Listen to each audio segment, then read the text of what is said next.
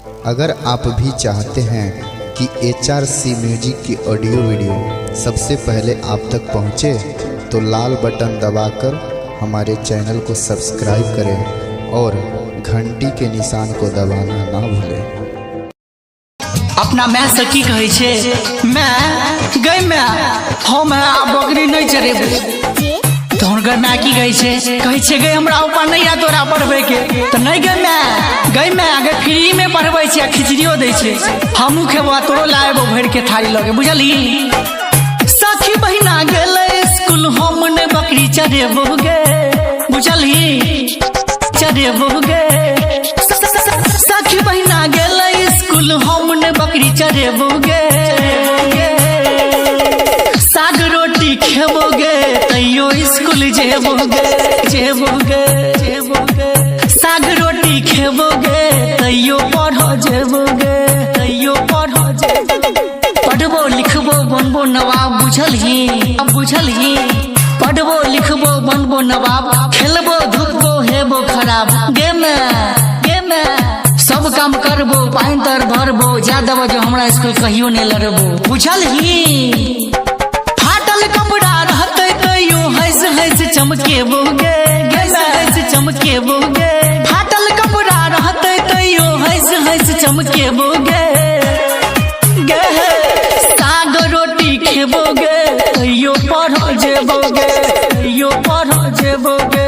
साग रोटी खेबोगे तैयो पढ़ो जेबोगे।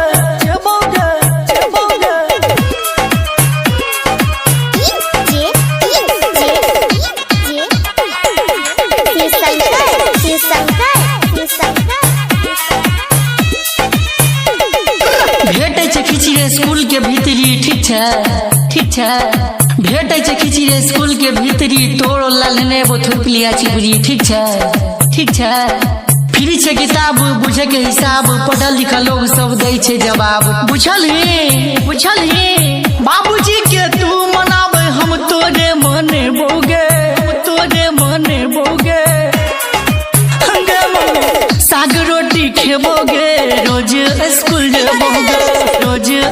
जेबोगे साग रोटी खेबोगे रोजो पढ़ो जेबोगे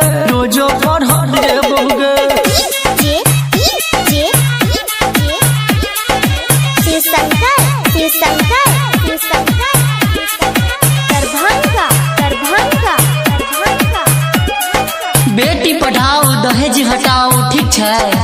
छै बेटी पढ़ाओ दहेज हटाओ दुनिया देखे से पहले बेटी के नहीं मिटाओ ठीक छै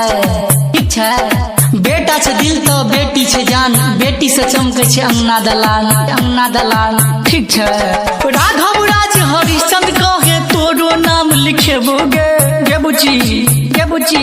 शिव शंकर हरिश्चंद्र कहे तोरो नाम लिखेबोगे आँख हमर तू खुला गे बुचिया तोरा पढ़ेबोगे हम पढ़बो साग रोटी खेबोगे तैयो स्कूल जेबोगे कतबो मार मारबे गे हम नहीं बकरी चढ़ेबोगे।